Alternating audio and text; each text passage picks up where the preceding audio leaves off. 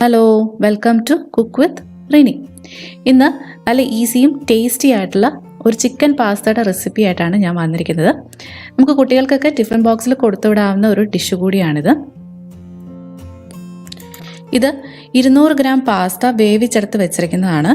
Pasta വേവിക്കുന്ന രീതി ഞാൻ ഇതിനു മുമ്പ് വെജിറ്റബിൾ പാസ്ത ചെയ്തപ്പം അതിനകത്ത് കാണിച്ചിട്ടുണ്ട്.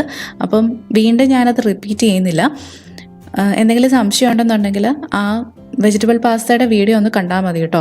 ഞാൻ അതിൻ്റെ ലിങ്ക് ഈ ഡിസ്ക്രിപ്ഷൻ ബോക്സിൽ ഇട്ടേക്കാം.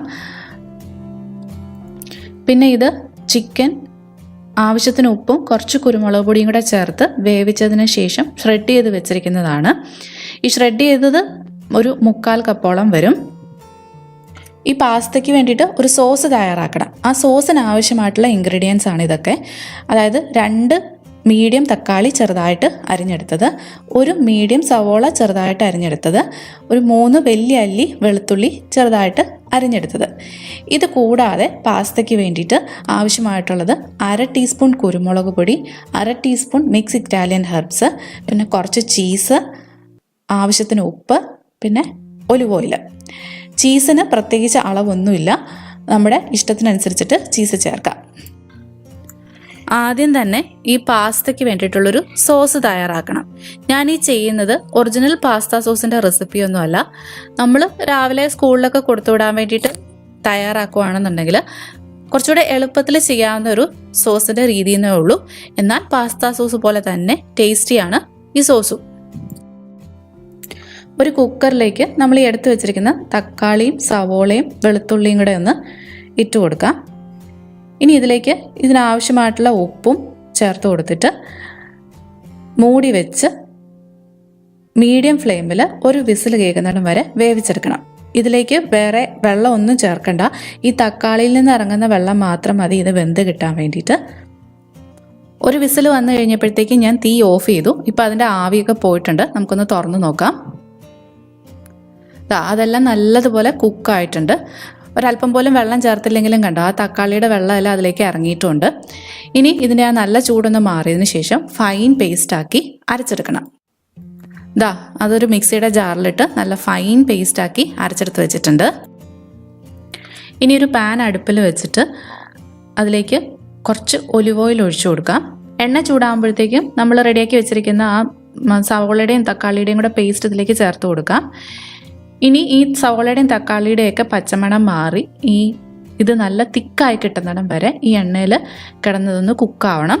ഇടയ്ക്കിടയ്ക്ക് ഇങ്ങനെ ഇളക്കി കൊടുത്തോണ്ടേ ഇരിക്കുക.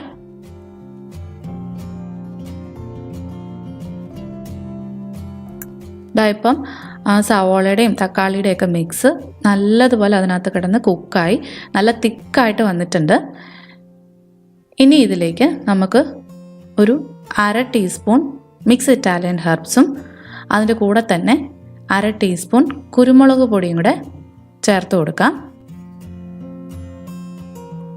എന്നിട്ട് നല്ലതുപോലെ ഒന്ന് മിക്സ് ചെയ്ത് ഒരു 1-2 മിനിറ്റും കൂടെ ഒന്ന് ഇതിനകത്തുനിന്ന് കുക്ക് ചെയ്തെടുക്കാം.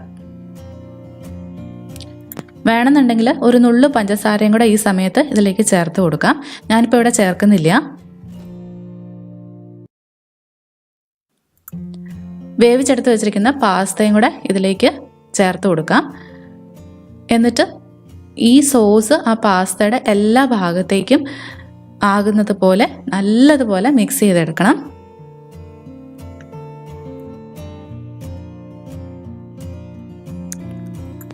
അതിനുശേഷം ഷ്രെഡ് ചെയ്ത് വെച്ചിരിക്കുന്ന ചിക്കനും കൂടെ ഇതിലേക്ക് ചേർത്ത് നല്ലതുപോലെ മിക്സ് ചെയ്തെടുക്കണം. ഇനി ഇതിലേക്ക് കുറച്ച് ചീസും കൂടെ നമുക്ക് ചേർത്ത് കൊടുക്കാം.